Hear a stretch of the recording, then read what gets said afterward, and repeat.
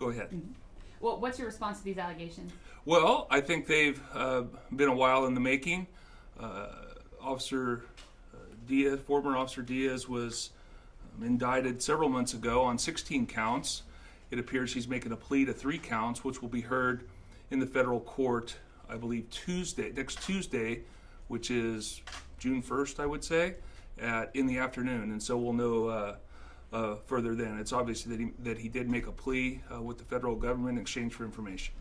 So in that information, we're hearing from his attorney. He told us last night, we're talking about other officers who were stealing drugs. We're talking about officers who were selling narcotics. We're talking about officers who were setting up individuals. How can you respond to that? Well, I would say this. The indictment for this crime came, I believe, sometime late last year in November. But this investigation started in February of 2015, and the Bakersfield Police Department has been side by side with the federal government, the U.S. Attorney's Office, the FBI, and the Drug Enforcement Agency. Open our doors and our files to them, and also providing investigative services to work side by side with the investigators. During that time, the investigators did come up with some names that Detective Diaz had brought forward. It is my understanding that there is possibly one more indictment coming from an officer of the Bakersfield Police Department, but there are additional 5 individuals who are currently on administrative leave.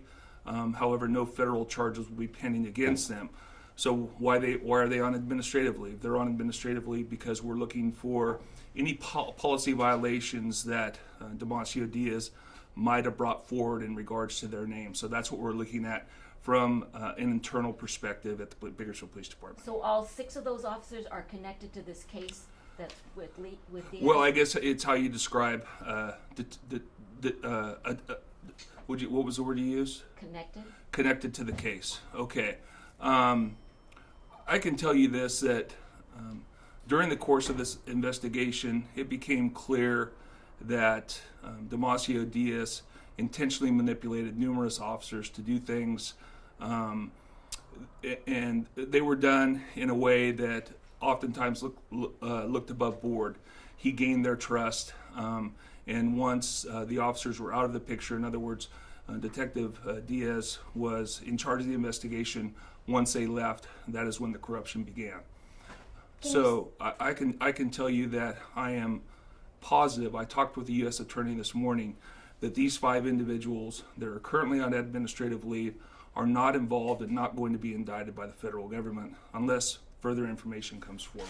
Can you say anything to the fairly specific allegations that we were hearing from that attorney last night? Stealing drugs, selling narcotics, and setting up individuals? Well, I can say that accurately describes Officer Diaz.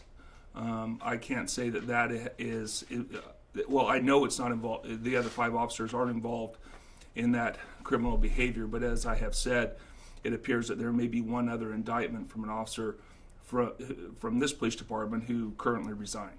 Are you defending all 6 of those officers? I'm not an attorney. I don't know what you mean by defending. They're on administrative leave for a reason. They're on administrative leave, so the administrative leave is, we had a meeting with the U.S. Attorney, with the FBI and the DEA, along with our investigators last week on Friday. And they brought forward the information that the 5 officers were not in violation of federal law. However, there may be some policy violations in regards to that. Once that was our understanding, as we do in all of our cases, when we hear about that type of behavior, they are placed on administrative leave with pay while we conduct the investigation. That's not only to protect it and protect the public from anything that we may think they may be involved with, but also to assure all the employees of the Bakersfield Police Department that we're doing the right thing. So just so I understand, you said there's one officer that you believe will be indicted, and is he also on leave? And is he that officer recently resigned or retired, I should say. Can you give us any information on who that officer is? I can't give you the name of the officer. The U.S. Attorney asked me not to divulge that. You have to remember, this is a federal case. I have the documents that were divulged last night, I got them this morning and reviewed them with the assistant U.S. attorney at 8:15 this morning. I didn't have the ability to look at it last night, and so obviously I couldn't make a statement. The attorney for Mr. Diaz obviously had that and decided to make the statement that he made. How were you first Without, made? without specifically giving his name, the plea agreement said that Diaz named his partner as someone who was assisting him in some of these crimes. Okay. Can you tell us who his partner was in September 2012? I don't know who that is. Can you tell me if you don't know if it's the same person who recently retired? I don't know. No. Okay. Steve. Are there other agencies that are involved in this investigation at all? I have not. I've been not made aware of that. So the Kern County Sheriff's Office isn't involved, or isn't any? I've not been made aware of that, but you could contact the U.S. Attorney's Office to find out. Can you tell me how you were first made aware of the officers' potential corruption and the investigation?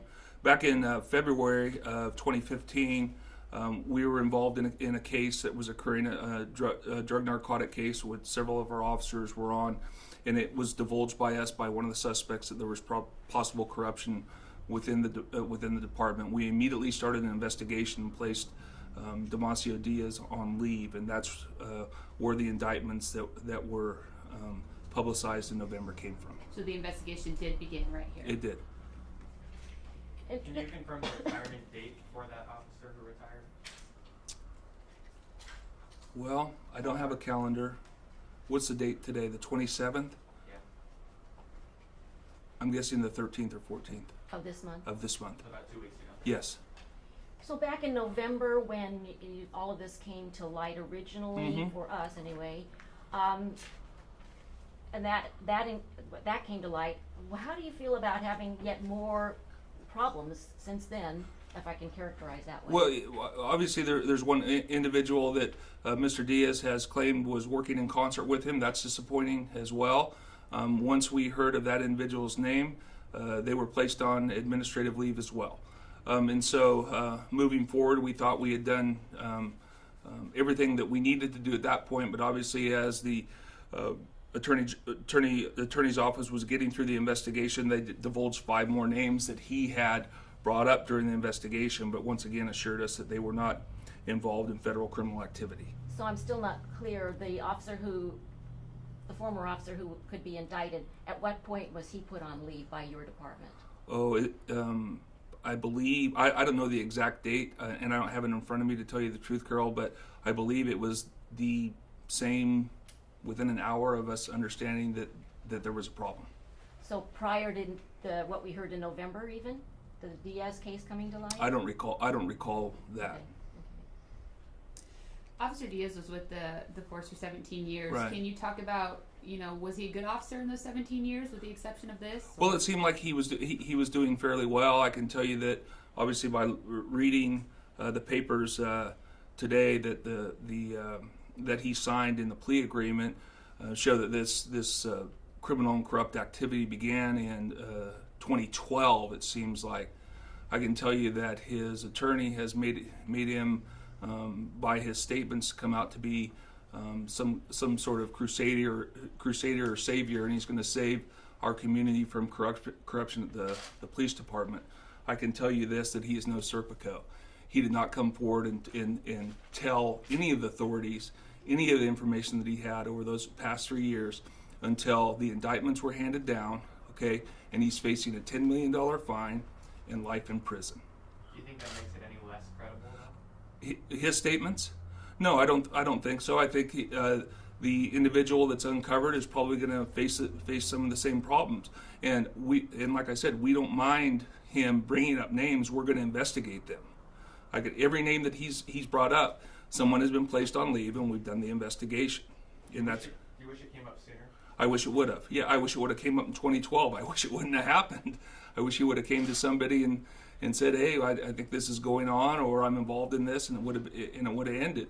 And I can tell you this wholeheartedly as well, by looking at the assets that he accumulated over those years, including a residence that is evidently valued at over $800,000, which I couldn't afford I would say this, that this would have continued to occur had the Bakersfield Police Department and the officers of, here in the FBI and the DEA had not intervened in February of 2015. So do you agree with this notion that there's a culture of corruption within the Bakersfield Police Department? I do not. The 5 people under investigation right now are all day officers, or are we talking about detectives also? Well, they're from different ranks from within the department. What kind of ranks? Well, from sergeants to detectives to officers. You know, Chief, this isn't the first allegations of corruption to a police force in the United States. But speaking to what's happening here right now, how's this impacting the morale of the department and, you know, speaking of the integrity of the officers who put on the... Well, I can tell you that most people are happy that we're ridding our department of these officers. It was obviously what they were doing was a clandestine operation, something that was not brought to light until the investigation that occurred in February of 2015. Our officers do not want to be associated with that type of behavior. Our department does not want to be labeled as a corrupt department either. So I would say that and assure the public that as we go through these types of investigations, I would assure them that we do the right thing, that we do a thorough investigation. We don't need to be first. I don't need to spread fiction. I need to get to the bottom of the matter and give you the facts, and that's what I'm trying to do. Since this started to happen, I think in November we heard concerns about supervision or oversight perhaps. Has the department or is the department making some changes and maybe more specifically in that? Yes. As a matter of fact, I'm glad you brought that up because I talked about this earlier, is that since this investigation began in 2015, we have been reviewing and updating our policies, working with the DEA and FBI on doing that and looking at the oversight of these types of divisions within investigations, because you know, when you look at investigators who are drug investigators, they do have a lot of freedom. They travel around, they talk to informants, they do different things, and there is always the possibility, no matter where you are, that there's going to be some corrupt activity. The incidents with these people, and I'm sure that when it comes out in a couple weeks, and then the U.S. Attorney decides to discuss the matter, we'll find that much of this activity occurred outside of their duty hours. So were there lapses, were there shortcomings in the policies or procedures that the department had? Well, I believe the informant policy needed to be revamped, and we've looked at that and looked at the DEA's informant policy, and obviously we're making changes. Now, what about the custody of evidence? Like, you know, he was able to walk out with 10 pounds of meth. Right. I can't speak to that because that didn't come from here. Okay, but what I can tell you is that the graph often included them taking large amounts of narcotics from people that we never knew about. Are you going to open or reopen, or have you already, any cases he was involved with? Well, that would be up to the district attorney's office, and we're working with them on some of the cases that he's been involved with. In fact, I think most of them have either been dismissed or working through an appeal process. Do you have an idea of when this additional former officer could be indicted? My understanding is that it could be within the next couple months. I can't be exact, but the U.S. Attorney might be able to give you a better idea of the dates on those. I don't know exactly where they're on the investigation, but they have told me that it doesn't look good for this former officer either. And then do we have any idea of what would happen, what's kind of the timeline or what's next with the 5 other officers who are currently? Well, we'll work through it administratively through our internal affairs investigation and determine what the outcome is of that. And you know, generally the internal affairs outcomes, you know, either they're sustained, or in other words, we find them in violation of policy or state law, or all the way to exonerated where what they've done was commendable. We just can't tell until we look at some of the what the federal investigators have done. We don't have that investigation yet because it's not complete, and so we're waiting for that to come forward. So it could take some time to get through that. So the feds have investigated them, but you have not at this point? That's correct. Well, we have started the investigation. Let me put it that way. We just got this information, you have to remember, Friday of last week, which would have been the 20th. Okay, so I understand the feds had investigated them, you get the information on the 20th, Right. and then you take it from Remember, because the federal government that did the investigation said we don't find any federal violations here, but this is what we know.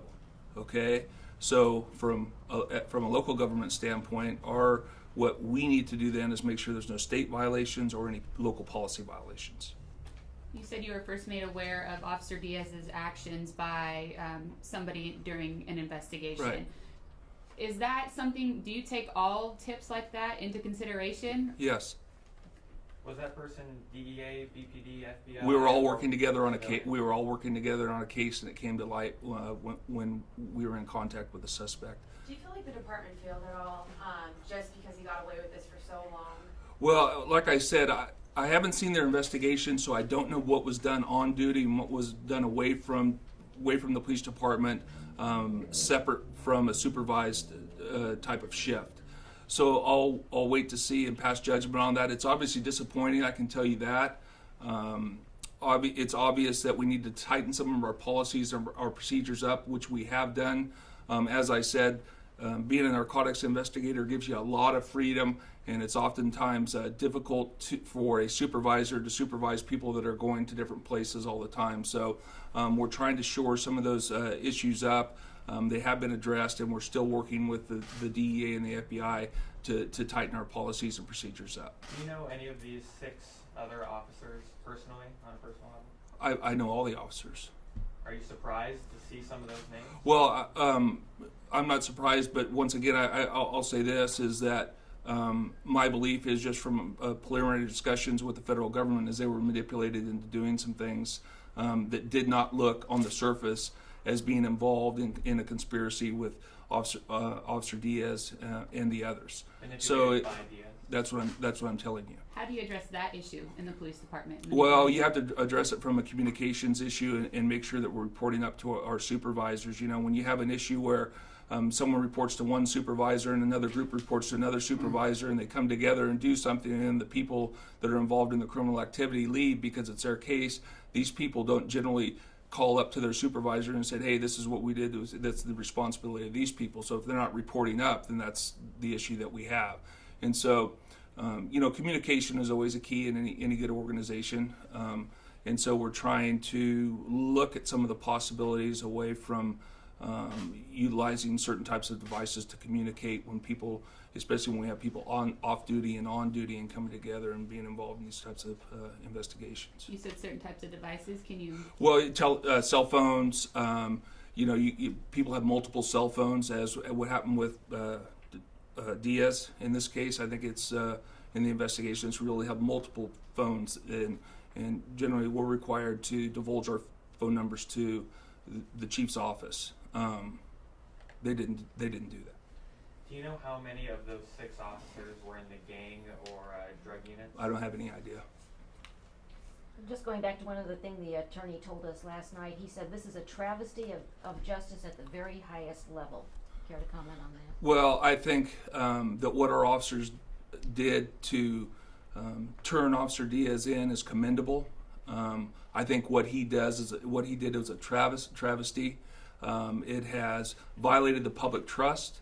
It has put the police department in a dark light at a time when we're trying to build trust with our community. And so I think he's right. It is a travesty what Officer Diaz did, and he's going to get what's coming to him.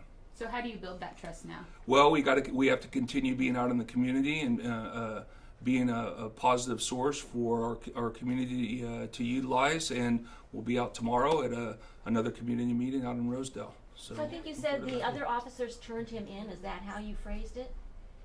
We had let me go through this again. In February, we were on an investigation with the FBI, the DEA, and the Bakersfield Police Department. Okay. During the investigation, it came to light that Officer Diaz was involved in criminal and corrupt activity. At that point, we put him on admin leave, and the investigation began. That's in 2015. That's in 2015. Is that clear? Well, but you indicated that other officers, so that was not other officers within the department. He didn't turn himself in, like I said. Okay, yeah. Yeah, like I said, he's no Serpico. He didn't come forward and talk about the graft that was happening in the department. This didn't come to light until he was caught. Okay, and then the rest of it hasn't come to light until he cut a deal with the federal government to provide information, which we're taking now and investigating. And we don't mind him bringing up names. He can bring up all 404 officers in the department. We'll investigate every one of them. So there isn't going to be another independent investigation other than what you were doing? Tell me what you mean, Ann.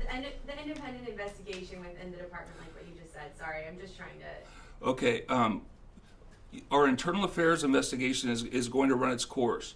If another government agency, the federal government, wants to come in and do an independent investigation, they're welcome to follow up again. But I have been assured, once again, by the U.S. Attorney, okay, the Department of Justice, the Federal Bureau of Investigation, that those 5 officers that we currently have on admin leave were not involved in any federal criminal activity or conspiracy with the officer who's indicted, or the former officer who's indicted, and the one that quite possibly could be in the near future. I think a lot of us are having trouble with the differences from Torres' statements last night and yours this morning. And, you know, I think Torres is often described as a police officer's attorney. He's got, you know, he's highly respected. He has this military record. And he said some pretty astounding things last night. Are you saying that he overstated this in a big way? Well, that's my opinion, okay? And that's only my opinion, all right? You know, and I've known Mr. Torres for quite some time, and he is a very positive role model in our community. But until, I guess, we have more evidence of what he stated to you yesterday and your reporters yesterday, I think it's overstated. We don't have that evidence at this point. Now, would I redact what I said if more comes forward? Of course I would. Will he? We'll wait and see. So this case aside, are there any other investigations right now into officers at the Bakersfield Police Department? I don't know if anybody from Internal Affairs is here, but we usually have 20 to 30 investigations going on at the same time from public complaints. Okay. When it comes to internal affairs investigation, as we all know in this room, generally those are things that we hear about when they happen, but nobody in the public ever gets to find out the results of that. Right. And I know there's laws in place Right. and all that to protect those officers. But what's your message to the public who will likely not find out what happened to those 5 or 6 officers? Well, my message to the public is we're going to do the best job we can. I can tell you that neither myself or none of the administration at this department wants to be federally indicted for botching an investigation or for finding somebody exonerated on a complaint where it should be sustained. And so we're going to do the best job we can. It goes through a bevy of reviews all the way up to me and then back down, and then it comes to me for a final say. And so I would say that there's a lot of oversight to be done, but the protections that officers have are what they are. Okay, and unless those are changed and made more lenient, I have to abide by the law and make my findings on what it says. You talked about that final decision, but obviously that's not something we find out about. So Right. really, is it just a matter of we have to trust you? I would hope you trust me. Are you afraid for your job? Are you scared that this is going to affect you in any way? I don't know. Any of the higher ups within the department, just because this whole thing happened, I guess, under your watch? I don't believe so. I don't think that was conveyed during the investigation. When we met with the federal investigators the other day, that there's any reason to believe that anybody above Diaz and the other officer that is looked at have been involved or were aware of any of the criminal activity that was occurring. Let's talk about the impact to the police department. Okay. With this officer gone, his cases may be still open, under investigation, things like that. What does that do to the police department? Well, it's like I said, I believe we've been in contact with the district attorney's office and discussed some of these cases. I believe many of them were dismissed, others are under appeal, and so that's how we handle those. Well, what I mean is there more of a workload for somebody now? No, I don't believe so. Does that mean real criminals could be getting off the hook because of detectives? It does, yes. It's very disappointing, isn't it? What's your message to Damacio? You know, he violated the public trust.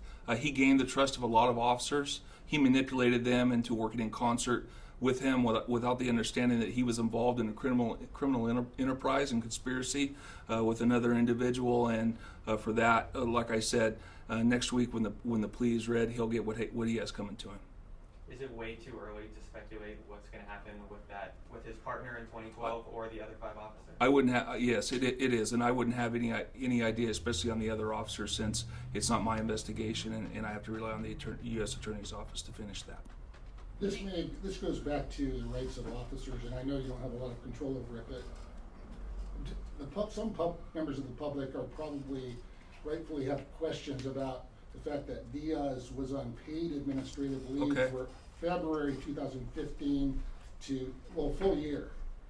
And including several months after he was indicted. Can you talk about why you were not able to maybe take him off paid leave? I can tell you, I'm as conservative as most people in this county, okay?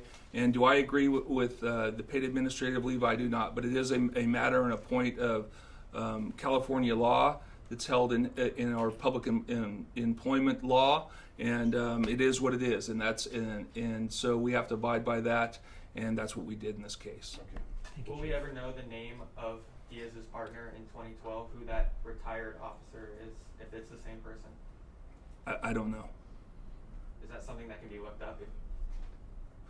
What's- Or is that something that can be looked up, or is that not public record? Oh, I'm sure they're on several cases together. Right, but I'm asking to find out. I know Stephen asked. You could probably go over to the courthouse and pull up their cases, right? And they'd be in the I same. believe I case. already know his name. I'd like Okay. to- We just You want to can hold confirm that it, so one. we're not Right. doing the wrong kind of Steve might want to share it with you if he knows. I can't divulge it. I've been asked by the U.S. Attorney not to divulge it during the middle of the I'd investigation. rather talk with you in private. Okay, and does it look bad for me? Sure, it does. But the fact of the matter is the case is going to be completed, and the person is going to be held accountable for their actions as well. I can tell you that. Thank you. Okay. Thank you, Chief. All right. Good day, guys. Thank you. I appreciate it. Thank you, Chief. Bad circumstances. But Yes.